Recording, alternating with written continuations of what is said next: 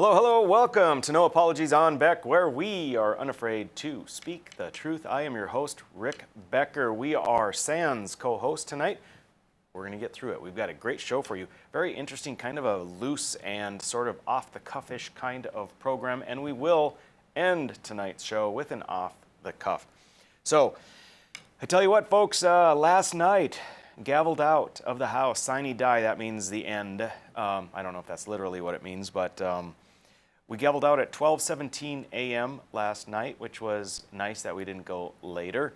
And overall, I wasn't feeling particularly wonderful based on what went down and how things kind of finalized for the session, being able to look at it in a kind of a 30,000-foot view and what did we do for the taxpayers. A bit disappointing. We are probably going to be hitting on that next week and maybe ongoing just a little bit as more information comes out and we get kind of the final numbers. So, however, tonight I want to talk about Caitlyn Jenner. Can you believe it? Now, you all know that I am racist and homophobic and transphobic, and I hate old people and children and all of the colors of people except for people that are this color. And so you might be surprised at what I have to say about Caitlyn Jenner. She is intending to run for governor of California. And when I first heard it, I maybe did a slight eye roll. I thought perhaps it was a publicity stunt for trans activism. Here in the New York Times, we see the announcement. It's not a formal announcement, but you see Caitlyn Jenner announces run for California governor.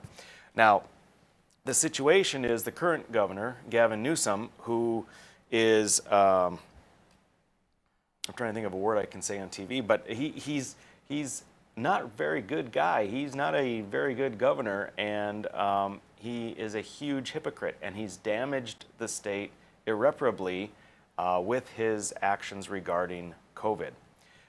He is an entrenched politician that is related and has deep ties to Nancy Pelosi. I mean, it just goes back. It is, he really, for the benefit of California, he should be gone. So, Caitlyn Jenner has filed the initial paperwork. Now, Caitlyn, who used to be Bruce, has always been pretty conservative, certainly fiscally conservative. And even when he was on the Kardashians and whatever other shows, there was definitely kind of a line of thought that was conservative in nature, and certainly libertarian in nature. So in the statement, if you will, Caitlyn says, amongst other things, as Californians, we face a now or never opportunity to fundamentally fix our state before it's too late. Taking on entrenched Sacramento politicians and the special interests that fund them requires a fighter who isn't afraid to do what is right. I am a proven winner and the only outsider who could put an end to Gavin Newsom's disastrous time as governor. She goes on to say, we need a leader with a vision and the resolve to see it through. This will be a campaign of solutions, yada, yada. Now, that part is what I would expect from any decent Republican. That's the political speak. It's true in this case, but that's what anyone would say. But here's the part that I think is particularly interesting and poignant with regard to Caitlyn's statement. Quote, small businesses have been devastated because of the over-restrictive lockdown. An entire generation of children have lost a year of education and have been prevented from going back to school, participating in activities, or socializing with their friends. Taxes are too high, killing jobs, hurting families, and putting an especially heavy burden on our most vulnerable people. So this is the type of talk of political persuasion that Caitlyn and previously Bruce have espoused their entire time. So to have someone come in that may have an appeal to the left, which California clearly has a strong constituency on the left, a more socially liberal view, but with fiscally conservative implications, there's actually an opportunity. I see opportunity. If Caitlyn is serious and she's going to continue, and people are able to back her, now she's not going to be able to rely on the typical leftist backers, because the leftists, if someone is a female or a homosexual or a trans or a minority, the moment they veer from the accepted narrative of whatever the leftist policies are, they are completely ostracized from the community, and they are ridiculed. And you can see that with Tim Scott. Tim Scott, a black man who came out and spoke after President Biden's speech or presentation at the Capitol,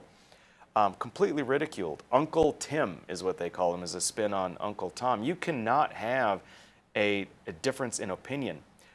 Diversity of thought, diversity of opinion is not accepted on the left. They want people of all colors. You just have to think what they want you to think. What does that mean? They want to control you. What does that mean? They like having slaves. That's what it means. All right, so a couple other points I want to make on that. Yeah, there's a couple of things here. It's they need 1.5 million signatures to trigger an election. Now, I think that they're nearly at that. I'm not sure.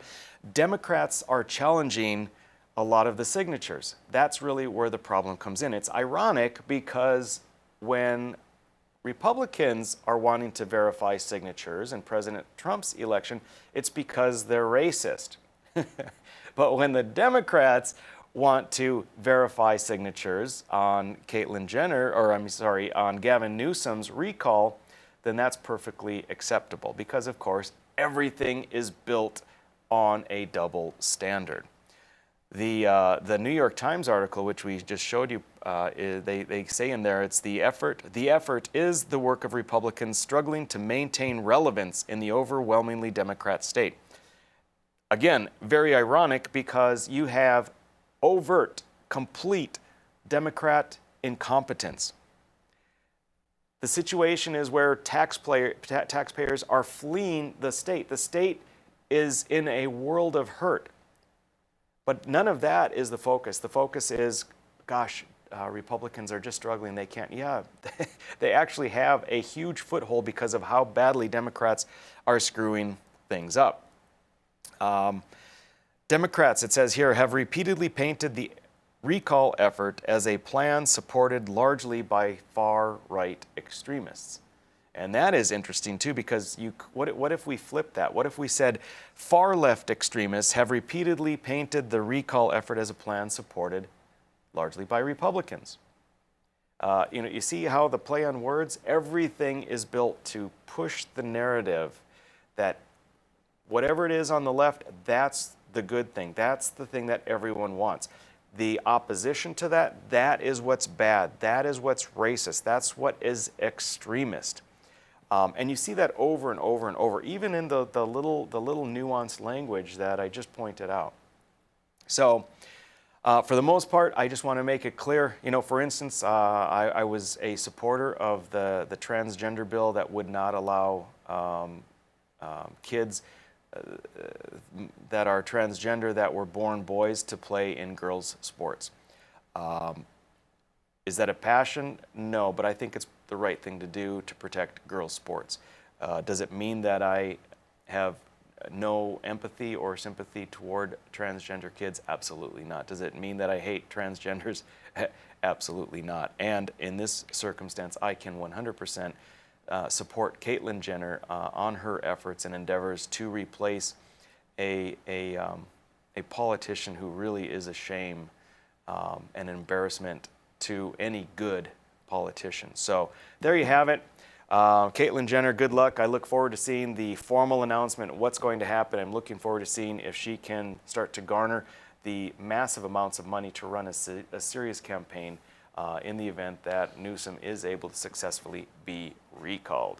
So next up, we have an interesting guest. He's going to be hanging with us for 3 segments. He is a mastermind. What do I mean? Stick around and I will tell you.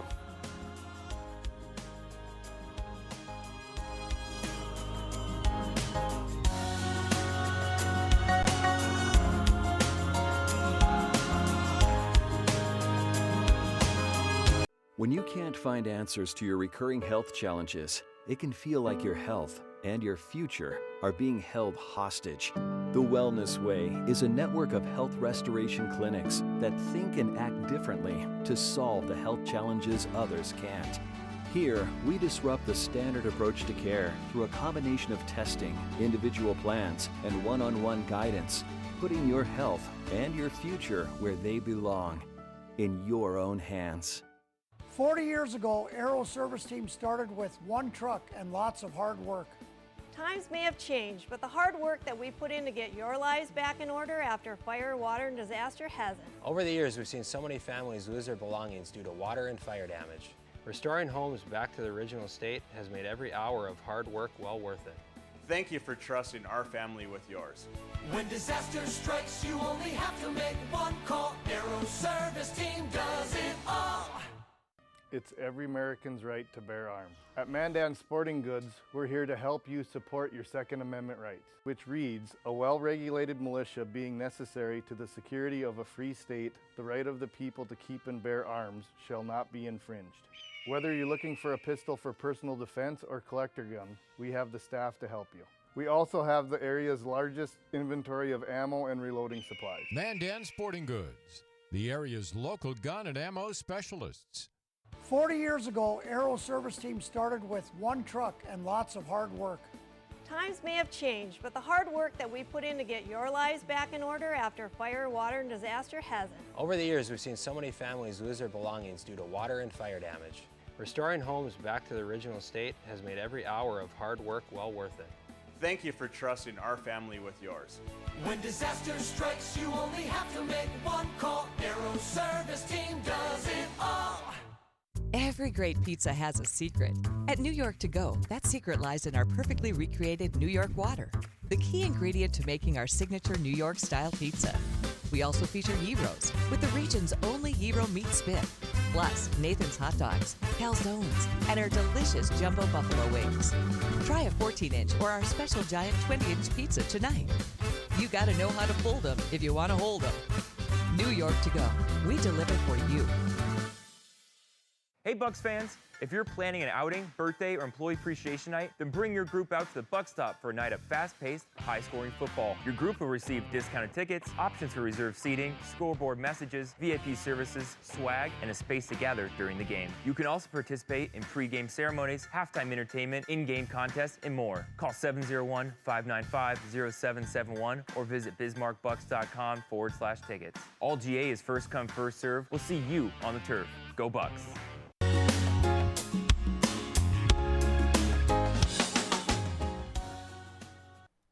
Welcome back to No Apologies on Beck, and I've got a special guest with us, Jared Hendrix. Jared and I go back quite a ways. He has been deeply involved with politics in my world, and I think we're going to go into that. But what it comes down to, Jared, is we're going to probably get into it in the next segment, but I have been accused, if we might want to say that, in being involved in what's happening around the state. And it's interesting because I have no involvement, but I know that you are deeply connected with the overall grassroots movement in North Dakota. So rather than me sitting here just saying, "Hey, folks, it's not me, I'm not involved," it's like, if you don't know who's involved or what's happening, then nobody does. So I'm glad you're here for that. But first, Jared, can you give our viewers a little bit of your history and how you got to North Dakota and involved in politics and what you've all done. Yeah. Well, thanks for having me on, Rick. This is going to be fun. It is. I'm from Virginia originally. I grew up there, and I moved here in 2011 originally. I worked for Ron Paul's presidential campaign. And I think we met around that time initially. And then I went back to Virginia for a little while, and then I came back in 2013, and I worked in the oil fields for a couple of years. And then after that, I got back involved in politics. And so I've been doing this on and off for about 13 years, or if I put it differently, I've had mental illness on and off for about 13 years. But I don't have a particularly interesting background as far as education. I don't have a poli-sci degree. I don't have any of that. I grew up in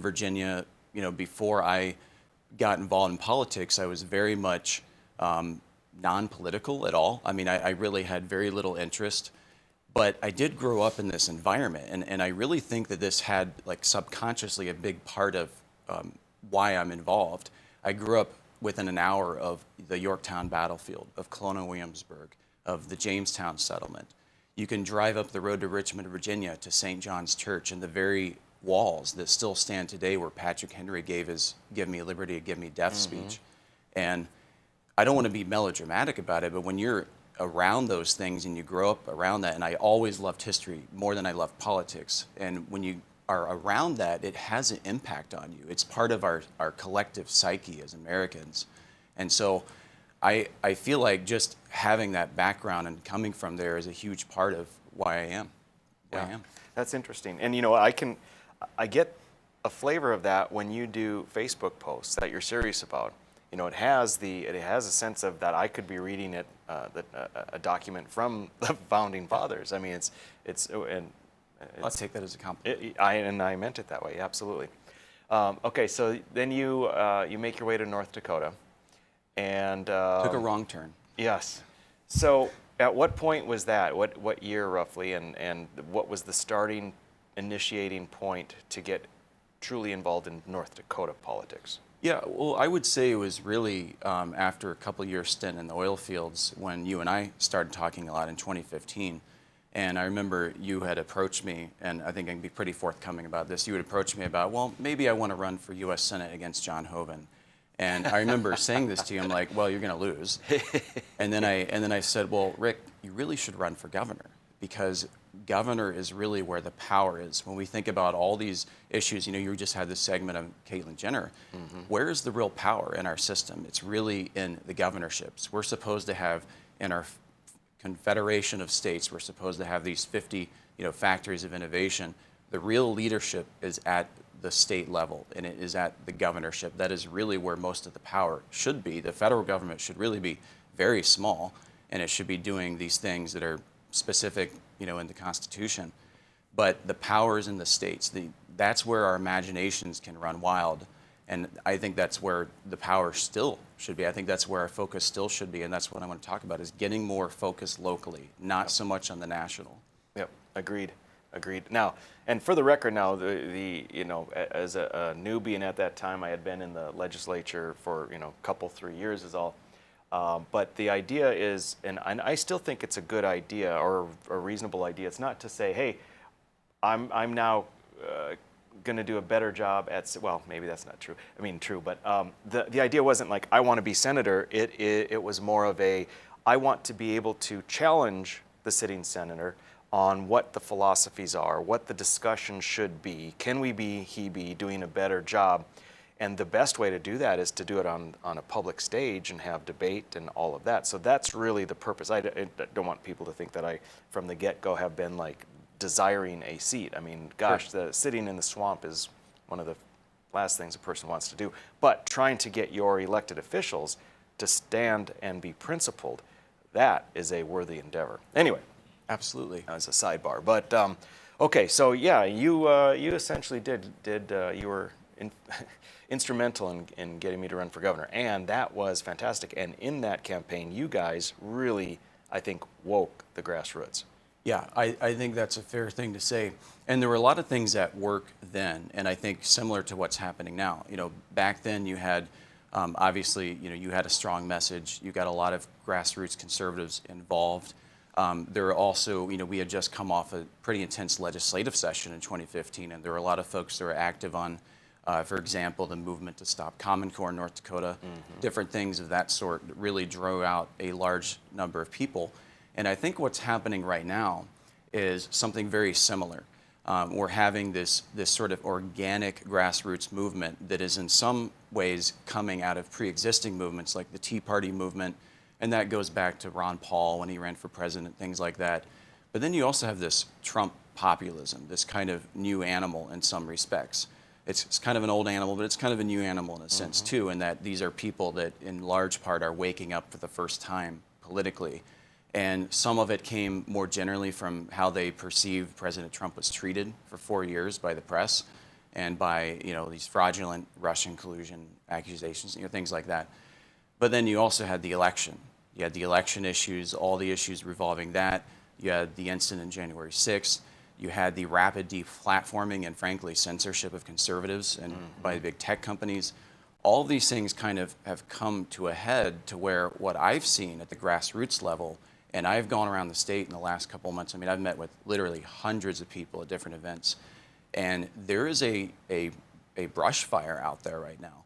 People that have woken up because of all those aforementioned things for the first time, and I think it's fantastic because they want to do something about it. And that's how you fix problems. Yep. Because we have a representative system, and frankly, we are spoiled in North Dakota. And I'm saying this as somebody who grew up in Virginia, where if you want to run a state Senate campaign, it might cost $1 million. You come here to North Dakota, we got these small little districts, it's just like at your district meeting. People can come up to you, they can talk to you, they can talk to your seatmates. Yeah. We are so spoiled by how accessible our legislators are. And so the more people we can get engaged, their voice is disproportionately effective at the local level. I agree. And you know what was occurring, you said there are some similarities. In the same manner, I think that 2022 will be similar. And I think grassroots are going to be out and expressing their displeasure. And I tell you, I think Governor Burgum is extremely lucky that he's not up for re-election in 2022. There'd be a good chance, even with all of his money, that he would lose. I think the election would be different for sure than 2020. It would be different after session. Yeah. You know, we can get into maybe more details than that, but you know, there's been kind of a mixed bag of issues. You know, like one of the things I actually been fairly impressed with overall is the Second Amendment issues this session. I think the legislature has actually done some great stuff, and the governor has signed, to my knowledge, I think all of the gun bills, I believe. So let's hold that thought. I want to come back in the next segment. Now we can talk a little bit about this session and the governor, and then we can start getting into what's happening now, grassroots. So folks, stick with us. Lots more interesting stuff coming right up.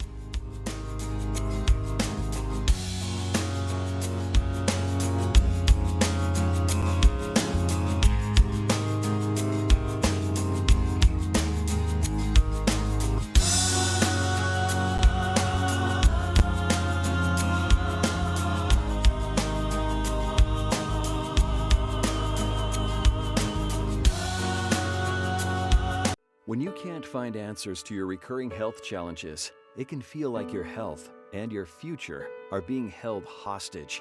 The Wellness Way is a network of health restoration clinics that think and act differently to solve the health challenges others can't. Here, we disrupt the standard approach to care through a combination of testing, individual plans, and one-on-one guidance, putting your health and your future where they belong, in your own hands. 40 years ago, Aero Service Team started with one truck and lots of hard work. Times may have changed, but the hard work that we put in to get your lives back in order after fire, water, and disaster hasn't. Over the years, we've seen so many families lose their belongings due to water and fire damage. Restoring homes back to the original state has made every hour of hard work well worth it. Thank you for trusting our family with yours. When disaster strikes, you only have to make one call. Aero Service Team does it all.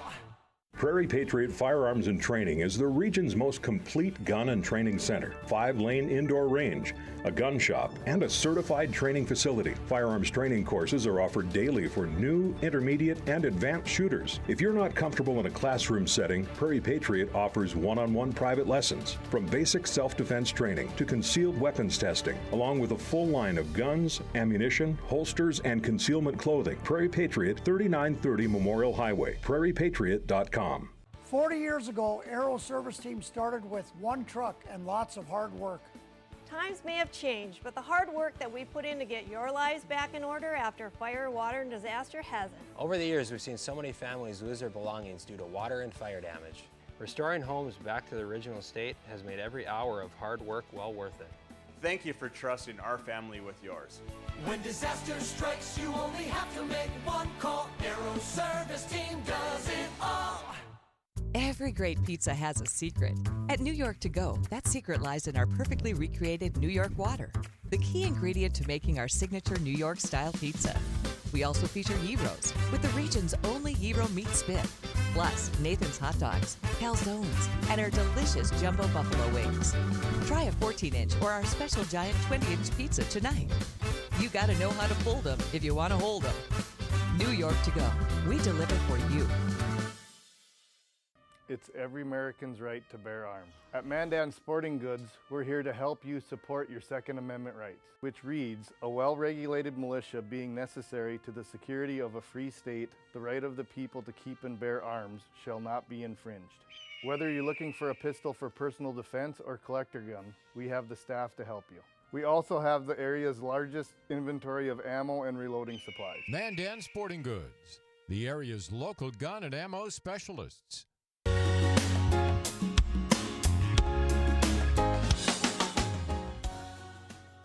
Welcome back to No Apologies on Beck, your after-hours oasis of sanity. I am your host, Rick Becker, and our guest, Jared Hendrix.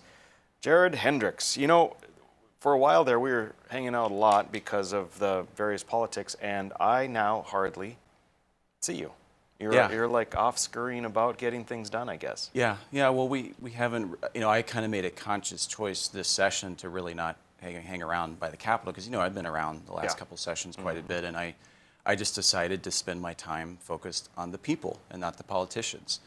Smart. Politicians are important. It's good that you have people lobbying and engaged. That's obviously important, but I just chose to focus on other areas. Yeah. Yep. All right. So when we broke from the last segment, you were just starting to talk about that we had passed several good bills for the Second Amendment gun bills, and Burgum has signed, to my knowledge, all of those. I'm certain that's true, and that's a good thing. It's interesting, you know, he gets credit, but that's the way it works. The governor gets credit for what the good things the legislature does, and sometimes they take the blame for what the bad stuff the legislature does as well. But there, on the flip side, there are several points that are concerning that Burgum has done or taken a position on, and they include some of the vetoes that he's done, the transgender veto, the masking prohibition veto. And what I saw, what all us legislators saw with emails, is that riled up, again, the grassroots. Right. Yeah.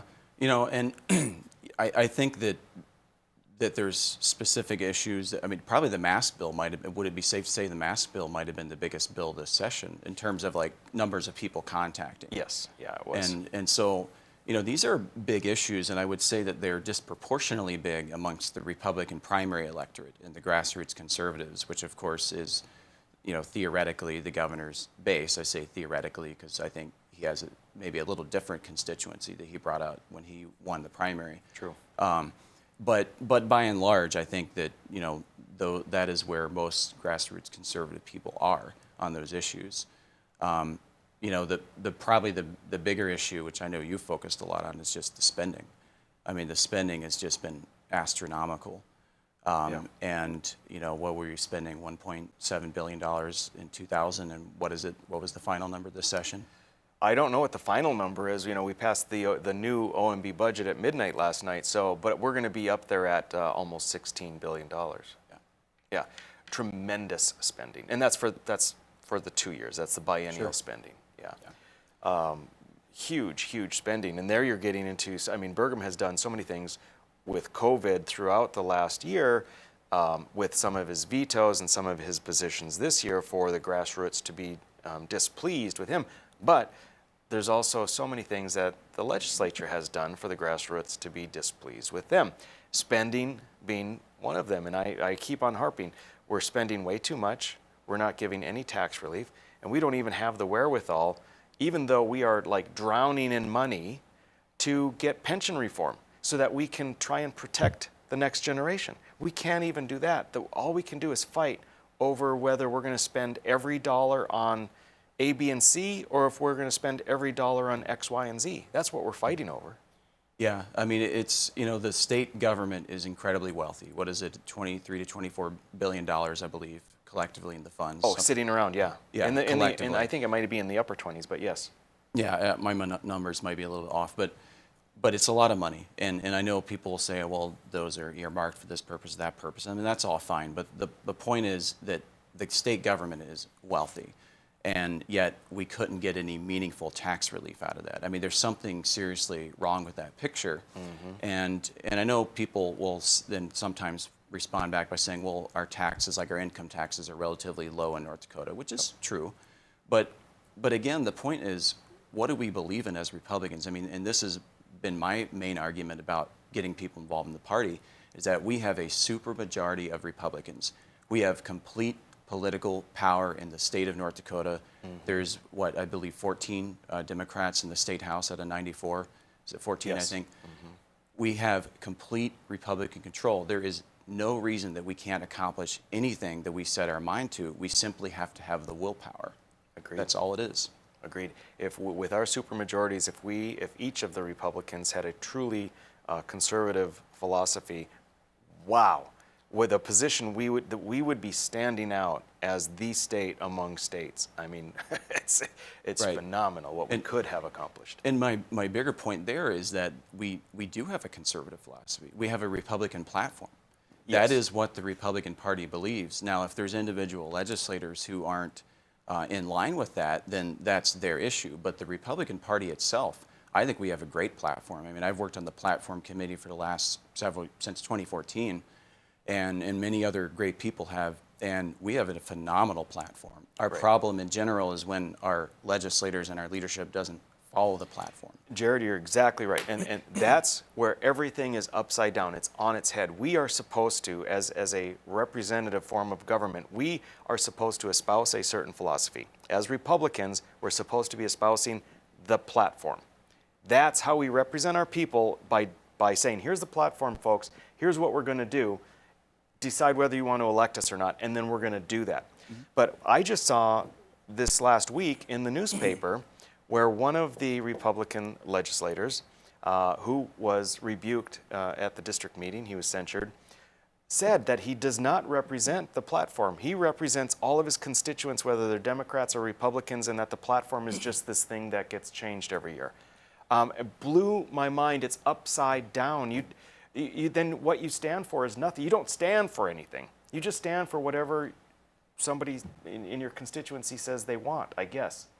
Right. And excuse me. And you know, the thing about that historically is that not only is that just, I think, unwise and not accurate, but historically, political parties have always existed to accomplish their agenda. If you go back to the Federalists, the Anti-Federalists, the Whig Party, you go to every political party in the history of this country, the Populist Party, the Progressive Party, the Lecompton Democrats, the anti-Lecompton Democrats. I can go through the whole list. I don't even know that. Yeah, there's tons of different political parties.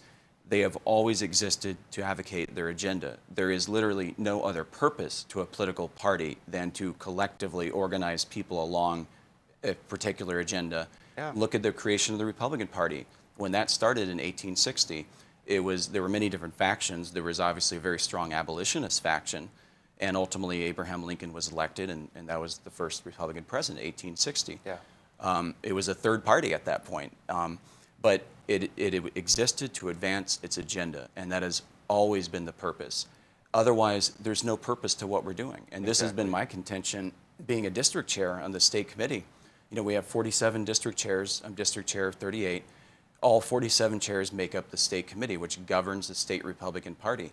And that's always been my contention. I've raised this issue on the committee. What are we doing to actually advance the platform, the things that we say we believe in, and the things that we put out there publicly, to which hundreds of thousands of people in the state of North Dakota vote for us with at least some inclination of this is what we believe in. Allegedly, right. So hold that thought. You're getting right into the area that we want to get into, and was actually the crux of the matter of why I invited you. We're going to be talking about what is going on in the state at these district conventions that we're hearing so much about, and how might the state party be changing. Stick with us, folks.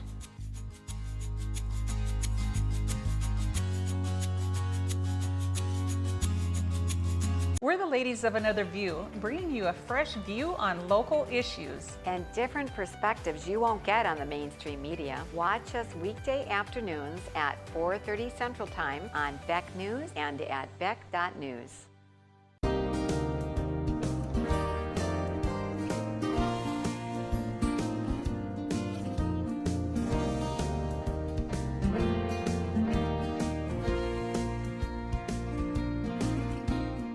When you're buying windows, make sure you're comparing apples to apples. Hi, I'm Jesse with the Window Source. We only sell you the best windows and doors for the best price.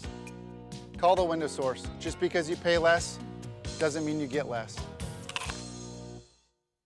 If you don't know what's going on in education in this country, then you don't know what's going to happen in the future of this country. And it's important. I'm Dr. Duke. And I'm Katie. Watch the Dr. Duke Show weekdays at 4 p.m. Central Time on Beck TV. Every great pizza has a secret. At New York To Go, that secret lies in our perfectly recreated New York water, the key ingredient to making our signature New York-style pizza. We also feature gyros, with the region's only gyro meat spit, plus Nathan's Hot Dogs, calzones, and our delicious jumbo buffalo wings. Try a 14-inch or our special giant 20-inch pizza tonight. You gotta know how to pull them if you want to hold them. New York To Go, we deliver for you. It's every American's right to bear arms. At Mandan Sporting Goods, we're here to help you support your Second Amendment rights, which reads, a well-regulated militia being necessary to the security of a free state, the right of the people to keep and bear arms shall not be infringed. Whether you're looking for a pistol for personal defense or collector gun, we have the staff to help you. We also have the area's largest inventory of ammo and reloading supplies. Mandan Sporting Goods, the area's local gun and ammo specialists. Hello, I'm Mike Lindell, and as you know, my passion is to help each and every one of you get the best sleep of your life. That's why I created my new Giza Dreams bed sheets. I started by using the world's best cotton called Giza. It's only grown in a region between the Sahara Desert, the Mediterranean Sea, and the Nile River. It's ultra soft and breathable, but extremely durable. My Giza sheets also include full 21-inch wide pillowcases that will fit over any pillow and deep pocket sheets that will fit over any mattress. The first night you sleep on my sheets, you'll never want to sleep on anything else. Go to MyPillow.com or call the number on your screen right now to get your very own MyPillow Giza Dream Sheets. Giza Dream Sheets are available in a variety of colors. Use your promo code, and for a limited time, when you buy one set of sheets, you'll get another set absolutely free. For the best night's sleep in the whole wide world, visit MyPillow.com.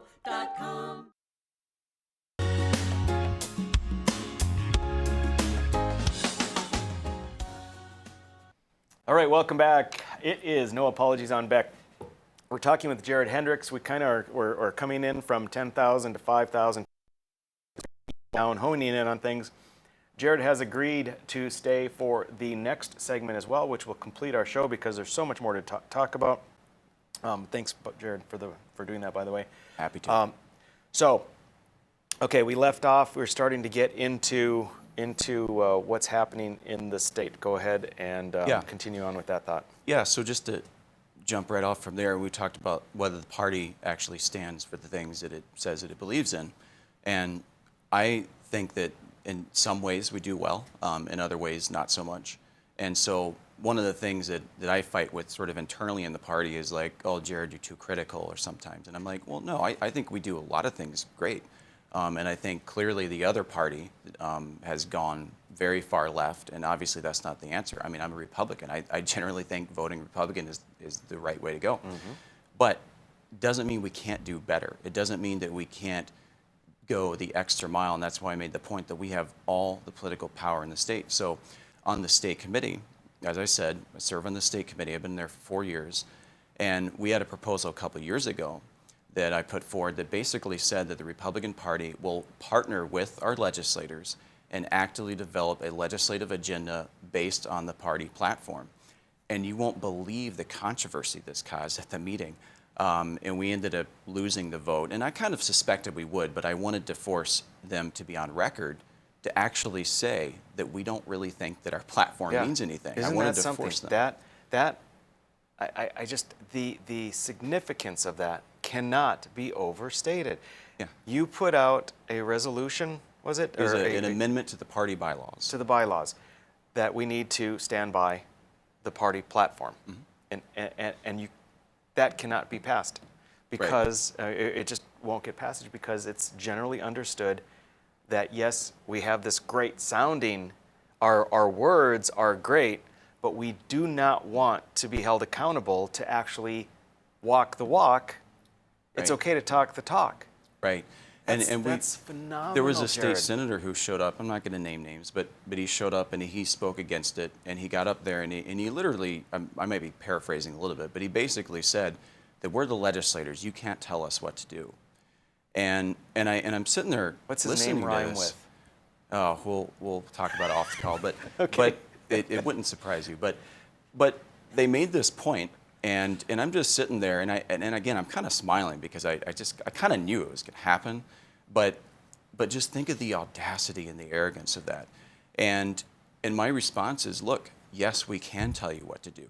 Now, ultimately, legislators like you, Rick, you're answerable to the constituents of District 7. If they don't want you, they will not reelect you. Yep.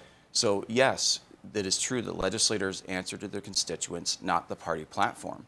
But we still have a right as a private organization and as grassroots conservative Republicans to tell you what we think. Absolutely. Well, and you the can still Republican- vote however you want. It's a private organization. Right. The party can say, if you want to say you're one of us, you have to follow the platform. It's okay to say that. Now, it's okay for someone who wants to run for office to say, but I don't want to follow the platform. Okay, no problem. Then you go independent, or Sure. you find a different party. If you want to have our name, Republican, behind your name, you have to follow the platform. Right. Well, and one of the other arguments that is often used against this is, well, you can't bind us to this. I mean, who agrees with the platform 100%, blah, blah, blah, those kind of things. And sure, I mean, do I agree with every single word in the platform? No. I don't think anyone does, probably. But, you talk about the 80-20 rule, that people use that a lot in politics. Sure. Like, do I agree with this 80% of the time, maybe 20%, okay. And whatever the percentage is for you, everybody kind of has their own internal threshold. But that's fine. You don't have to have every single little minutia. And my point with that proposal was to say, look, I'm not saying let's put in 50 bills. I'm saying let's pick 4 or 5 major topic bills that are the big things that we believe in. Like, for example, low taxes or pro-life or Second Amendment. Like, these are big platform plank bills. I think to your legislation you had on constitutional carry a few years ago. That is a perfect example of what should be a platform bill for the Republican Party. What Republican would be against constitutional carry? Yeah, I agree. So that went down in flames, as you expected. How does that translate then into what else you can do? You can't go to the state party. The state party, by the way, is made up of who or what? The state party is really made up of the district chairman. There's 47 of them, so there's 47 legislative districts, of course, and each of those districts, the local party organizes within that district. And so you have the 47 chairs all make up the state committee. The state committee governs the state Republican Party. They act on amendments such as that and other amendments as well. Okay. All right, so you mentioned 47 district chairs. So let's go ahead and start. Well, first off, you started a website, NorthDakotaPatriots.org. Yep. And now, does that tie in with what you're? Yeah, NorthDakotaPatriots.org is just a site that we set up, and basically, if you're interested in helping us support conservative Republican principles, then please go to that website, NorthDakotaPatriots.org. Sign up. We will connect with you, and we will get you engaged in your local district, which I can explain how that works too. Okay. So essentially what happens in every odd-numbered year, so this is not an election year, of course, it's an odd-numbered year, it's the same year as a session. In the spring, the local district Republican parties meet and organize. So all 47 districts meet between January 1st and May 15th, and they organize. And what that means is they elect local party leadership, they elect the district chairs, they elect other officers. Those district chairs who are elected then collectively serve again on the state committee. The state committee itself will then organize a month later in mid-June, and that's where we elect the state party chair and the other state officers. That is the leadership of the North Dakota Republican Party. So if any of the listeners out there, sometimes you hear this phrase like party insiders, well, I'm a party insider. I mean, the party insiders are just the people who choose to show up at these meetings. And so if you're frustrated, if you feel that Republican leadership hasn't stood strong enough for you, for low taxes or for President Trump or whatever your issue is, then you have an obligation to be involved in this process and do something about it, because the leadership is the people that you elect.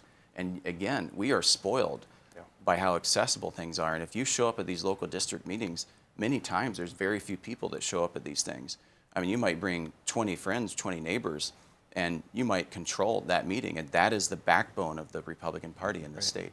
Imagine if enough people got involved that party insider meant someone who stood for the platform of the party and stood for the Constitution. That would be phenomenal. All right, Jared, we are going to be back for our final segment and talk about some of the specifics. You or somebody is causing a lot of feathers to be ruffled in the state, so hang with us, folks.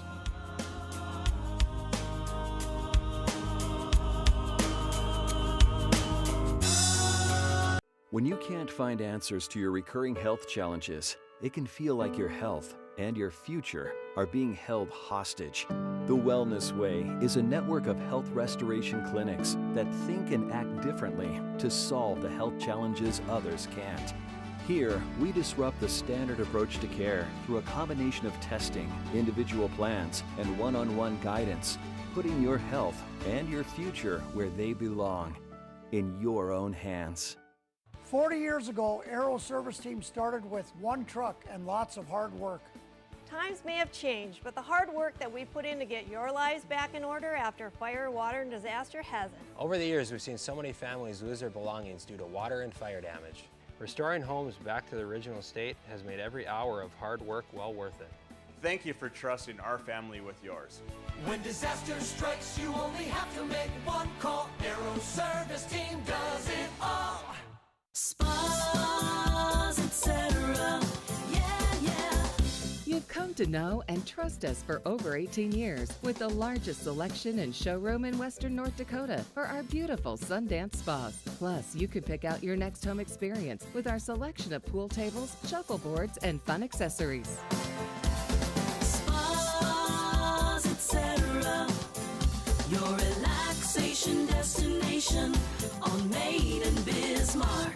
40 years ago, Aero Service Team started with one truck and lots of hard work. Times may have changed, but the hard work that we put in to get your lives back in order after fire, water, and disaster hasn't. Over the years, we've seen so many families lose their belongings due to water and fire damage. Restoring homes back to the original state has made every hour of hard work well worth it. Thank you for trusting our family with yours. When disaster strikes, you only have to make one call. Aero Service Team does it all. Every great pizza has a secret. At New York To Go, that secret lies in our perfectly recreated New York water, the key ingredient to making our signature New York style pizza. We also feature gyros with the region's only gyro meat spit, plus Nathan's hot dogs, calzones, and our delicious jumbo buffalo wings. Try a 14-inch or our special giant 20-inch pizza tonight. You gotta know how to fold them if you want to hold them. New York To Go, we deliver for you.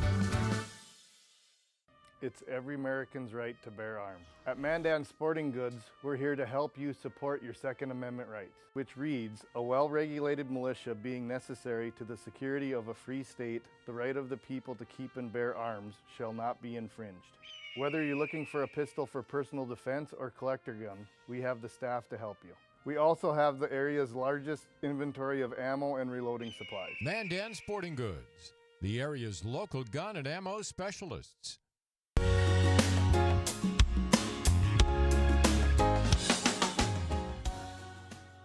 Welcome back, folks. It's No Apologies on Beck, and we are at segment 5. Congratulations, you've stuck with us. It's a Friday night. It's the final segment, and after this, you can break free. But we've got Jared Hendrix. He is but he has created NorthDakotaPatriots.org, where you can take a look, sign up, get involved. You want to make North Dakota a better place? That's one way to do it. All right, so let's get to the nitty-gritty. There's the website. I'm going to get right to the point. There have been a lot of things going on at district meetings. You explained to our viewers what's going on with district meetings. There are what are being defined as takeovers, where you have a lot of people coming and they're electing the officers for the district, which are not the current officers. They are allegedly representing the grassroots conservative movement, replacing those people. And in some districts, the legislators are being censured, which just is basically a vote of no confidence or a slap on the wrist saying, we think you're doing a bad job and not sticking to what we want. Now, I have been accused of being behind it all, certainly being involved, and I have the not. puppet master. I know. I have clones everywhere, but anyway, so I haven't been involved. However, I don't have a problem with it. And I'm going to let you pop in here in a second, but that's the nature of a political party. The more you have people involved, the better it is for the party. If there are some people, grassroots conservatives that I would call them, coming in, and the people that are there and established are concerned about it, then they bring in people. You have brought in so many people to be involved in the Republican Party. That's a good thing. Ben Simons lost his district chairmanship. I think it's unfortunate, but that's how it works. Those guys brought in more people. He lost. There are other people that are more establishment. They lost. Conservatives got brought in. That's how it works. I mean, what are your thoughts on that? Yeah. Well, you know, when you say takeover, there's another word for that. It's called an election. Yes. You know, and nobody's in these positions. You're not entitled to your position in District 7 as a legislator. I'm not entitled to my position as District Chair in District 38. In fact, I said that at my meeting. I said that in front of everybody. I said, look, I'm not entitled to this position. Anyone who wants to organize, bring people here, if they can do a better job, then great. I mean, that's what our process is supposed to be. So it's not, you know, it's a takeover in an abstract sense. You could use that word, but these are elections. Yeah. And, you know, I think that very often we kind of get lost in this sort of insider stuff. And I think that I like to put definitions on these things, because if we say that, well, there's an establishment, quote unquote, and they're upset of a quote unquote takeover, well, I like to distinguish here. When I define establishment, I have a definition for it. And it's people who want to hold on to their positions of power for the sake of holding on to their positions of power, and not to advance a specific agenda. And so one of the problems that we've had in recent years in the party, and I dealt with this during 2012 when we had Ron Paul supporters. I've seen this since 2016 with a lot of Trump supporters, a lot of new people getting involved. And I've run across local party leaders, and again, I'm not going to get involved in naming names, but I've run across specific district chairs who I know have been contacted by people wanting to get involved in the party. In some cases, I've offered to knock on doors to help get Republicans elected, and they've been told that we don't want your help. They've been told to go away. There are a number of district chairs I've seen who have said, we don't want new people involved. We don't want them to come in and, quote, mess up what we have. Mm-hmm. And so, again, when we talk about messing up what we have, it begs the question, well, what do we have? I mean, massive spending, no tax relief. I mean, what is the results of it? Now, and I'm not being negative. I've said before, there's plenty of good things we've done. But it's always a question of how can we do better? And the way we do better is we get leadership in place that's going to be bold, that's going to stand strong. And I think this is especially true because of what's happening nationally. And this is my number one contention about why people need to focus more locally and not nationally, because I have a theory about this, that people tend to absolve themselves from their own responsibility. And I'm not saying they're doing it on purpose. I think it's subconscious. But by talking about these far-off problems in Washington, D.C., you know, $27 trillion in debt, I mean, Biden shutting pipelines down, all this crazy stuff, it's like, what are you going to do about it, right? Right. But if you focus on the local, you could actually make a difference. These local party leaders that should be advocating for these conservative principles, if they're not advocating them, then we can easily change that leadership simply by showing up at these meetings and getting involved. Yeah, agreed. I have a comment that it pertains to the idea that the perception of some of the elected officials, or the people that are already there, that all of this is simply a 1, 2, or 3 person driven agenda, I think is silly. There's no way you can activate people to go and go to these meetings and make a difference unless they are already activated by what has been occurring. It discredits the people that want to be involved. I mean, certainly you can have organizers that say, oh yeah, I have knowledge and here's what you need to do. Right, and that's all I've tried to do, is just to be in an advisory role to the people that I know that are getting involved and woken up for the first time. So people hearing this may want to get involved, and they're like, wow, I never knew I might have had this opportunity. Now, a lot of district meetings have already occurred, and they've maybe missed that opportunity for now, but not the next time. Are there more district meetings coming up? Yes, there are actually quite a few. I think about half of them have occurred, but this next week or so is going to be really intense. There's a lot of district meetings. In fact, next week is most of the Bismarck, actually I believe all the Bismarck districts, and then the week after, and those are on different days, they're kind of scattered. And then you have the week after, May 10th, is most of the Fargo reorganization meetings. So there's a lot. So we got 1 minute. So I want people, if they want to be involved and their district is not yet met, how can they do that? They have almost no time left. Right. Do they go to NorthDakotaPatriots.org, or how do they get involved? Yeah, I would recommend go to NorthDakotaPatriots.org. Myself or one of our group will get in touch with you, and we will get you connected with what's going on in your local district, because every district has a different situation. We have people that are active, and that's the beautiful thing about this. People are taking ownership of their local communities, and that's really what this is about. And I know you said there's some contention amongst some of the legislators that might be upset about it, and I would encourage them to look at it differently. I would encourage them to see it as an opportunity to tap into these new people that have gotten involved in their district and to work together with them to solve problems that face the people of North Dakota. I mean, why does this have to be seen as some confrontational thing? This is a good thing. It can be a good thing, absolutely. All right, folks, get involved. If you're not involved, get involved, or don't complain. We will see you next time on No Apologies, and next on Beck is No Filter with Debbie.